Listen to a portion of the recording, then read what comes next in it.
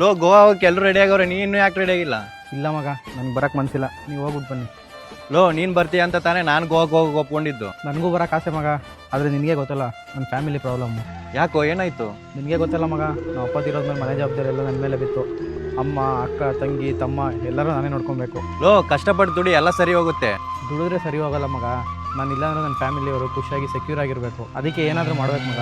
ಇವತ್ತು ನಾನು ಅನ್ಬೋಸ್ಕರ ನೋವು ಕಷ್ಟ ಮುಂದೆ ಫ್ಯೂಚರ್ ನನ್ನ ಮಕ್ಳಿಗೆ ಬರಬಾರ್ದು ಮಗ. ಅದಕ್ಕೋಸ್ಕರ ಆದರೂ ನಾನು ಏನಾದ್ರು ಮಾಡ್ಬೇಕು ಮಗ. ಹಾಗಿದ್ರೆ ನನ್ನ ಥರ ಟರ್ಮ್ ಇನ್ಸೂರೆನ್ಸ್ ಮಾಡಿಸ್ಕೋ. ಟರ್ಮ್ ಇನ್ಶೂರೆನ್ಸಾ?